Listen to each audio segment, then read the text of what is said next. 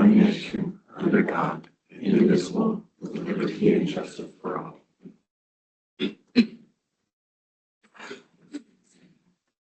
Okay, I would consider a motion for the approval of the agenda. So moved. Second. All those in favor say aye. Aye. Okay, motion carries. I would consider a motion for the minutes of the November 17th, 2025 regular meeting. So moved. Second. Motion is second. All those in favor say aye. Aye. Okay, motion carries. Any citizen wishing to make statements during the discussion of any item must first be recognized by the commission chair. After being recognized, that person should state the name of any organization represented. Statement should be limited to 5 minutes. Please silence all phones and electronic devices. Recording the meeting is allowed, and the commission requests that anyone using special recording equipment be seated in the back row to avoid creating a distraction during the meeting. There is no old business, so we can jump right to new business, and we have our county engineer, Barry McManaman, with our KDOT agreement number 291-25, project number KA6022-01. That was a lot, Barry. Yes. Good morning. Good morning. Good morning. So yes, KDOT has sent the county an agreement in regards to the planned 4-lane expansion of US 56. And their project would extend from the east city limits of Great Bend, which is Kiowa Road, and then eastward out to what we call Dunan's Corner, or the K156 intersection.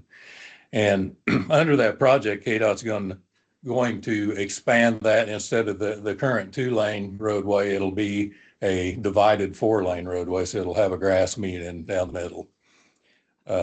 As part of that project, when they passed the 10-year highway program, what they call the IKE program, they asked the local units of government to participate 10% in 10% of their estimated costs. So they've been reaching out to us for several years now. I look back in the file, and we had a local officials meeting back in July of 22, and the commissioners were all invited to that. Then they had a public open house. I believe it was out at the convention center or the event center in September of 22. And during that time, they had spoken with us and discussed this 10% local match, and they kind of laid it out. I spoke to the Secretary of Transportation at that meeting, and then I have subsequently Calvin Reed.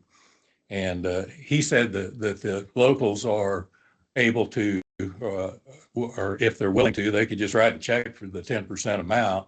At that time, they were talking like the total project cost was going to be about $18 million. So we were looking at $1.8 million in a local match. But Secretary Reed told me what their preference was. They would like to see the county, the locals, get some bang for their buck. So instead of cutting a check, they would like to see us do work that benefits us, since we're going to be spending quite a bit of money. So based on that conversation, we started having some discussions about what we had that would tie into this project and would satisfy their needs. And so one of the things is there is a bridge just north of the KDOT shop on Northeast 20 Avenue. And it's a bridge that the county is going to need to do something with at some point in time anyway, because it has been load rated and it's got weight limits on it now. And it's also somewhat narrow. I think it's 23.5 feet wide. So it does serve as somewhat of a constriction. And if people pay any attention to the weight limit signs, they can't take legal loads, which we all know. Everybody pays attention to those, right?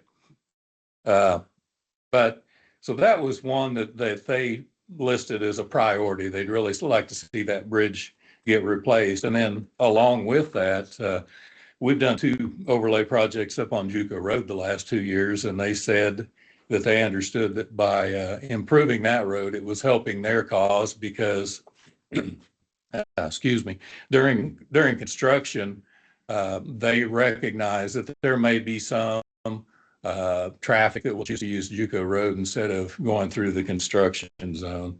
So they said that since we have now completed those projects, they would be willing to consider those as expenditures that count toward that local match. So altogether, we spent about $790,000 in 2024 on JUCO Road, $527,000 this year. And then the estimated cost of that bridge replacement is $938,000. So that got us up to somewhere above $2 million. And so that meets what they had said would be the local match. So I guess the offer is there. I think it's a good offer. What this will do will set this, memorialize this agreement so that they are recognizing the county's expenses and counting it toward that local match. And then that's what they want to have happen in order for them to go ahead and proceed with the final design and the construction of the 4-lane project. And so that's kind of it in a nutshell. I guess one other thing I didn't mention is another thing that is part of the agreement. There will be 3 relocated connections on this, since it's going to become a 4-lane road. There's going to be some entrances and side roads that are going to be closed. So the agreement spells out these relocations, and once KDOT builds them, then they will become back to being locally maintained. They'll be township maintained. So the 3 spots that are going to be reconnected or relocated, one of them is East Barton County Road, and currently you all know where Kiowa Kitchen Restaurant was. You leave US 56 there by Kiowa Kitchen, go across the tracks and head east. That connection is going to be removed. And what they're going to do is, if you're at the Kiowa Kitchen parking lot, on the south side of the road west of Kiowa Kitchen, there's a group of trees. So that road's going to get relocated around the south side of those trees and tie into Kiowa Road. So that'll be the new East Barton County Road connection. Northeast 40th Avenue is the first little township road west of the Noonan corner. And that north side, that is going to get removed. There is not going to be a direct access from Northeast 40th Avenue to the new 4-lane at that point. And so what they're going to do is create a new frontage road that's going to stay on the north side of the highway and tie in. It's going to wrap around by AA Fishing Tool and CHS, come around that way. And then the final thing, there's an entrance right on the east side of Fort Zara that on the north side, and that field entrance is going to be eliminated. So they're going to construct an access road coming from the north of there, from Northeast 10 Road, to be able to access that farmland there.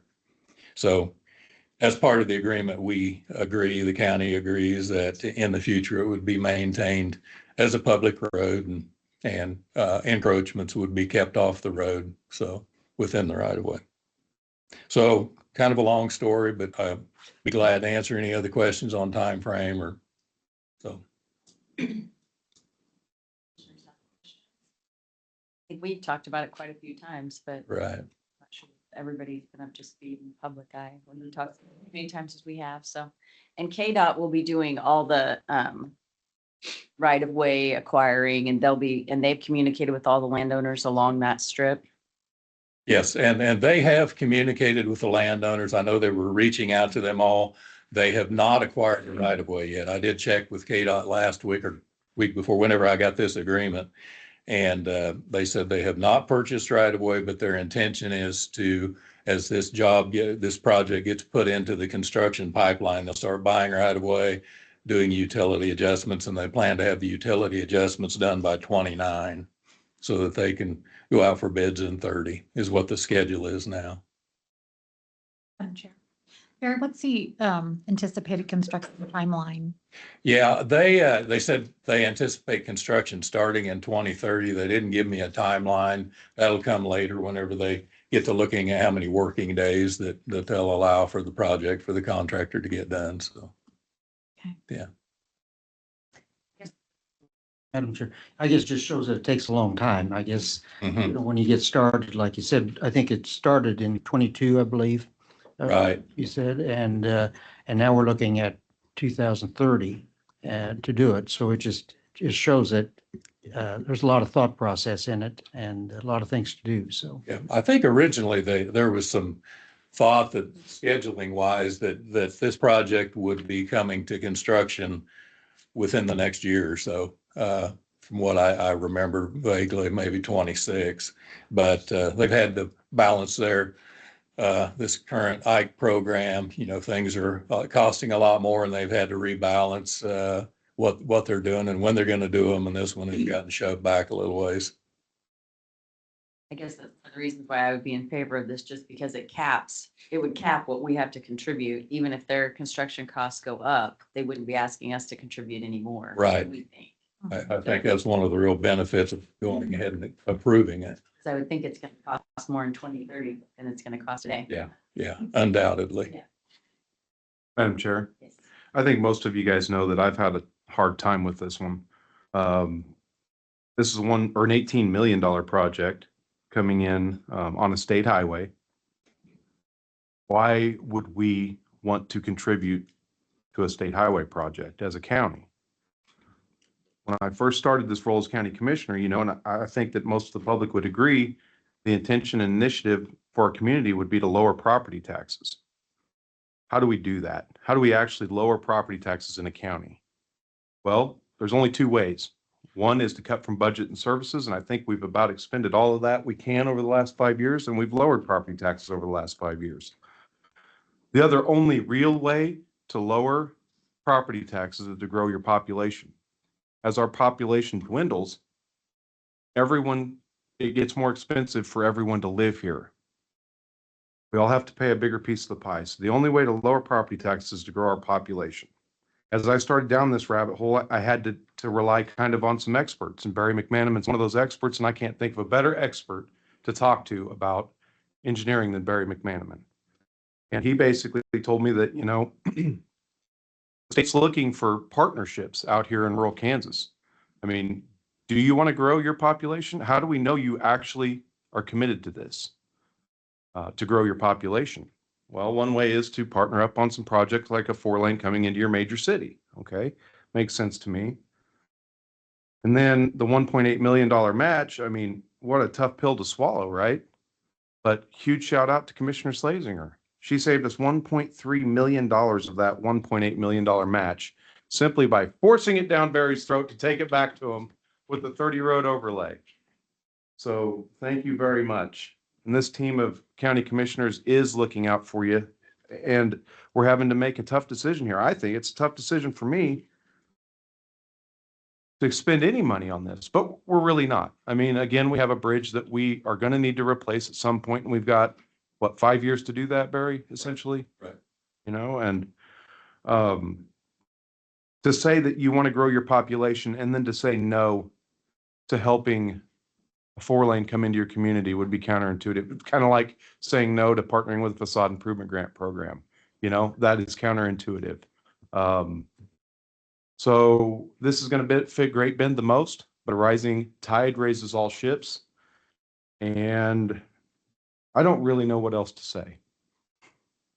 So we might as well call the dang vote. Anything else to say? Okay. We'll drag them along whether they want to come or not. That's what I'm saying. I would accept a motion then if you're ready to make one. Madam Chair, I'd move to approve KDOT agreement number 291-25, project number KA 602201, relative to the US 56 expansion to a 4-lane roadway. The county's 10% local match to include credit for hot mix overlay projects on Northeast 30 Road and the replacement of off-system bridge number 190 on Northeast 20 Avenue at Northeast 3 Road at the county's expense. Said bridge expenditures to be determined at a later date. Okay, do we have a second? Begrudging, Mel's got it. Barb's got the second. All those in favor say aye. Aye. Okay, motion carries. Okay, thank you. Barry, for all your hard work on this. Okay, we move to item B, engineering services firm selection, and we have Matt Foster, County Administrator, to provide details. Morning, Commissioners. Morning. Earlier this year, Barry McManaman, our county engineer, announced he was retiring at the end of the year. This led the county to seek applicants for that position and to also release a request for qualifications for an engineering firm. We interviewed two engineering firms, Kirkham and Michael and Caw Valley, and they both submitted bids on what was discussed in the interview. At this time, we ask you to select one of those firms. One of the specifications of the bid was essentially 12 hours per month. At the bare minimum, they come to a commission meeting once a month. The 12 hours kind of being a contingency there just in case we have something going on and we need them to come in more frequently. And then an hourly rate outside of that for services outside of that 12 hours. So as I said, we received two bids, one from Caw Valley, one from Kirkham and Michael. The Kirkham Michael bid was for $2,800 per month. And the Caw Valley bid was for $2,580 per month. We just asked you to select one of these firms for engineering services. Chair, maybe you said it, Matt. What's the time frame on those contracts? I believe we are in control of that because we have in the motion here that you would direct me and the county councilor to create a service agreement. So we can do this 1 year at a time. We can do it for multiple years. Remind me your recommendations on that, please. Time frame. My recommendation would be to start with a year at a time. I did look at some other counties. I did research what some other counties that we interviewed with, what theirs looks like. And I think certainly for them to start with a new firm, I would suggest doing 1 year at a time. And you know, just like any service contract, when we negotiate that, we'll make sure that if there's something that doesn't work out, we'll have a clause that gets the county out of it. We're not going to tie ourselves up with something for a long time. Not specific to, we're going to, you know, that's what we would do with any professional service contract. And obviously, with this being new territory, there's going to be a lot of figuring things out for that first year because it's just going to be a new way of doing things. And so I think 1 year would make sense as we're figuring out how this new way of doing things works. Madam Chair. And that's correct because we are new to this. So this is going to be a learning process for the next year. And I think I agree with our counselor that probably 1 year would probably be the best. You know, and I guess the public might ask, why are we hiring or getting a firm instead of an engineer? Well, there's a shortage of engineers. So we're kind of forced to do this. And I think it's really going to be a good move. And 1 year we'll know after the first year. So. And did we get any qualified applicants really that applied even? These were qualified because I think we got some applicants, but they might not have been qualified. We got some applicants. There were no applicants that were more attractive than outsourcing. So.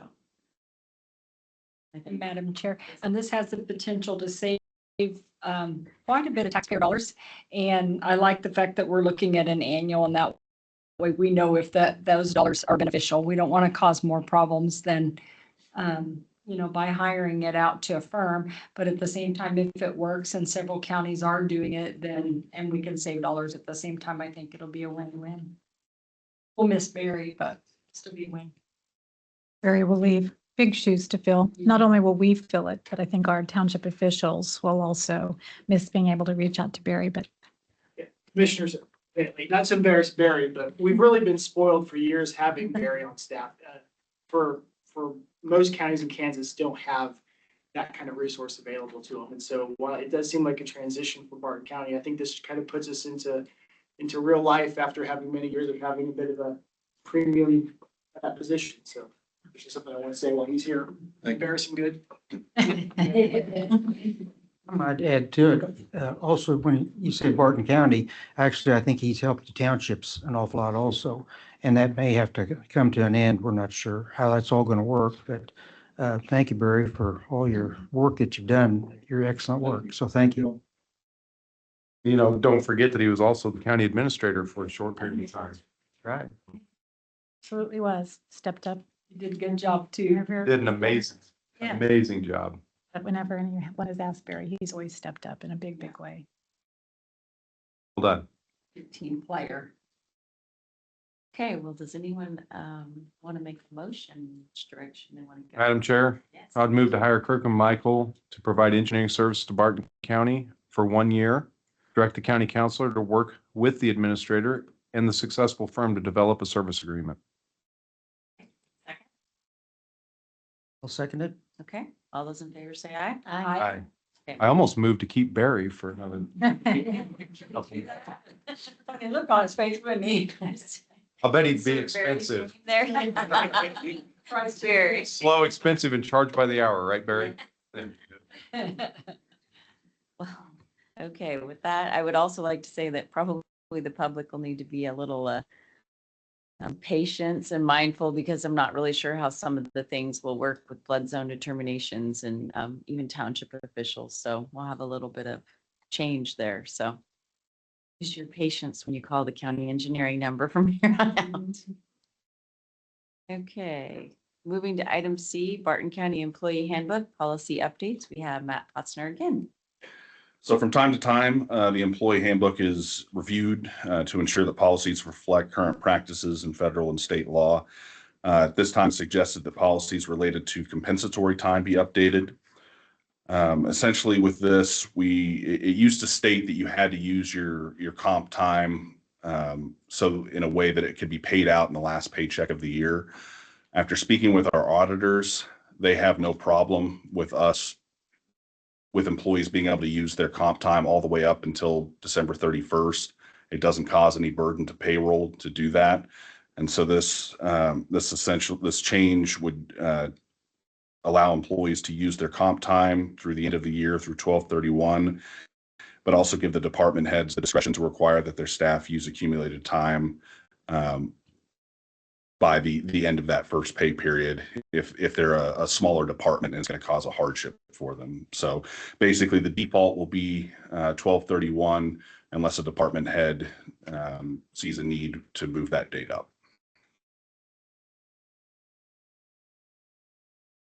Madam Chair, I think it's just housekeeping much. I think every year, I think we're required to review the handbook and I think it's just an update, basically. Okay. Would you like to make a motion? Yes, I'd make a motion, Madam Chair. Move to adopt the revised Barton County Employee Handbook, Policy 504.1, compensatory, sorry. Time, authorize the administrator to make such revisions as are necessary to incorporate the updates into Barton County Employee Handbook and to provide such update to county employees. Okay, second that. okay, we have a motion second. All those in favor say aye. Aye. Motion carries. Thank you, Matt. Okay, item D is executive session. I'm not seeing any reason for one. So any business. Following the close of the agenda meeting, the commission will consider the authorization of personnel changes for classified positions, sign any documentation approved during the agenda meeting, or sign any other documentation required for regular county business. Similar action may take place throughout the day. Barton County office buildings will be closed on Thursday, November 27th and Friday, November 28th in observance of the Thanksgiving holiday. Barton County Health Department and the Records Division of the Sheriff's Office will be closed both days. The Barton County landfill will be closed on Thursday, November 27th. It will reopen on Friday, November 28th between the hours of 8 a.m. and 11 a.m. On Saturday, November 29th, it will return to normal operational hours. Emergency services will be in normal operation. Appointments, although subject to change, the following appointments have been scheduled. 9:45 are closed the agenda meeting, planning session with media consultants. 10 a.m. regular business discussion with Matt Potzner. 10:30 program update with Chris Sharks, County Works Director, and the county edition of KBGB AM Thursdays at 11:05. No one is scheduled as it's November 27th is Thanksgiving. So then we jump to other business and we have discussion items. Do any of the commissioners have anything to discuss? Madam Chair, I do have one thing that came up over the past week. And our county appraiser will she'll provide more information on this, but anybody with the Carlisle Soil Series, due to remapping on a state side with the agricultural department, that soil type has went up significantly. And they've been kind of stair-stepping it up, but now it's time to get it to where it needs to be. And I talked to Bob Kent with Property Valuation Department yesterday. We had kind of a long discussion on the phone, and they're planning on coming out here and they'll do they're doing kind of a road show. They'll do a meeting here in Barton County, and then they're going to go to St. John, and then they'll go to Kingman. There are 17 counties that have this type of soil, so they want to get out and talk to everybody. And so they'll be inviting taxpayers. And so we'll do our best to get the word out too, because I'd really like anyone to come, that, the ag industry, and so that they'll understand that it's not something that the county appraiser is doing and raising values there. But the problem is, and I was hoping that maybe with the help of all 5 of us, we could put a little pressure on them, because they want to come the week that is KAC December 3rd. I think they were looking at St. John. I'm not exactly sure the 3rd, 4th, 5th, what day that they were going to come here, but none of us will be here, and neither will our county appraiser. And it'd be nice to have her there. I don't see the point in scheduling the meeting without us being able to attend and a county appraiser. I mean, she can miss part of KAC and come back, as we can too, but see if we can send a nice little letter. I told Bob today, I'll visit with the other commissioners about that. Maybe we can send a letter and see if we can get them to change that.